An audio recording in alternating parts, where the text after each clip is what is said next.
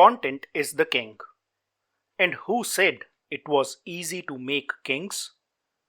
I recollect, in 2012, I was working on my first major content development project for a leading Finnish original equipment manufacturer.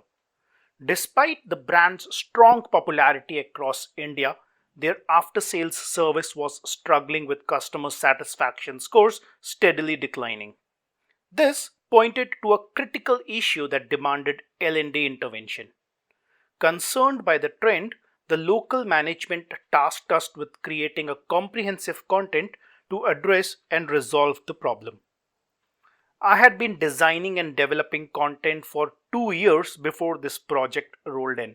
And if you would have asked me back then to rate my skill of content development on a scale of 10, I would confidently say 11.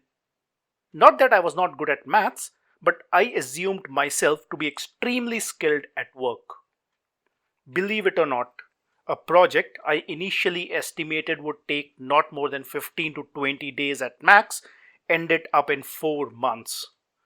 We were a two-man team. My colleague, a seasoned consultant, Sanyog Jain, guided me through the process. It was during that journey the passion for content development ignited in me, and I started to learn the skill of crafting engaging content while staying calm and patient amid numerous rounds of feedback and revisions. These had become a routine part of the job back then. Reflecting on that experience now, I recognize how much I have grown, and it fills me with gratitude. The universe has a plan for everything. The people you meet, the work you do with them, the conversations you share, it's all unfolding just as it should. Fast forward 12 years, 2024. With the help of my fading memory, well supported by a daily dose of soaked almonds, I can confidently say I have created over 250 hours of content. This content spans multiple platforms and formats, including e-learning modules, blogs, vlogs, videos, and presentations. I must say, the journey has been full of learning and gratification. I can now confidently rate my work skill an 8 out of 10. In this episode of The Consultant and Coach, I would like to share some of the best practices I follow in content development, strategies and processes that have consistently worked for me.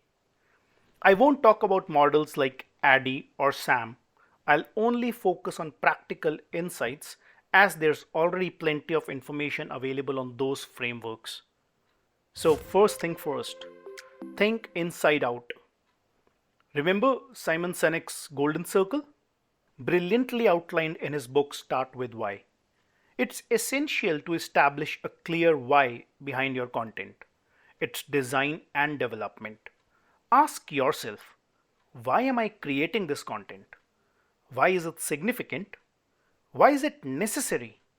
A well-defined why will keep you focused and aligned with your objective. Engage with stakeholders and consumers when defining this purpose. Collaboration is the key. Remember, your perspective can sometimes become biased, which may cloud your decision making, so embrace diverse viewpoints to enrich your why. Content development is not a 100-meter sprint, it's a marathon. Don't expect it to be completed faster than anticipated. You will disappoint yourself. Having spent a significant part of my career in this space, I can confidently say that each hour, every day, you will revisit your content and think, I can make this better. If it's not your instinct pushing you for improvement, rest assured your stakeholders, clients, or customers will. And there is merit in it. Your baby, your biases. Your content, the idea around it, is your brainchild. And with it comes an unconscious bias. After creating content across various mediums and modalities, I have seen how easy it is for creators to become overly attached to their ideas. This attachment can lead to including content that's either irrelevant or can be improved. When this occurs, it's common for developers to resist feedback that challenges their viewpoint. This is known as confirmation bias. However, letting it interfere with your ability to create impactful content can be limiting. It's crucial to listen and consider feedback openly, regardless of whether you agree with it.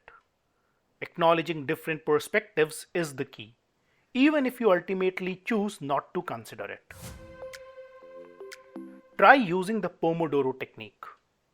I love storyboarding. I love creating new content. But I've realized I sometimes get too attached to my work. I would often spend hours stuck on the same task, only to end up mentally exhausted and creatively drained. I have now started taking intentional breaks, switching between tasks, or simply allow myself to sit in silence and do nothing for a while. It helps me recharge and think more innovatively when I get back to the storyboard. These breaks not only boost creativity but also allow me to focus on other tasks that matter, the ones that I had put on the back burner under the pretense of content development. Find your go to geek. Trusted contributors who can dedicate time to review and share inputs on your storyboard design, ideas, and development progress are invaluable allies. The contributors should actively listen, provide constructive feedback, and offer fresh, innovative ideas while being your best critique. They'll not only help you overcome your confirmation bias, but can also help you refine your craft and improvise the content. Working with someone who shares your creative mindset fosters collaboration, brings new perspectives and ideas to the fore. When you collaborate with like minded individuals, magic happens, and your work improves in ways you wouldn't have imagined. Well, those were some of my time proven hacks to design and develop content that's grand and appealing. Wow, took nearly 11 hours to complete. I'm feeling a bit exhausted, but then, who said it was easy to make kings? There were plenty of undos, redos, backspaces, and of course, a few much needed breaks. At the end, it was a good, reflective journey, revisiting past experiences, projects, and pulling together some of my best strategies for designing and developing content. The king. Every challenge led to something better, making the final result even more rewarding. Hashtag gratitude. Thank you for listening to this podcast.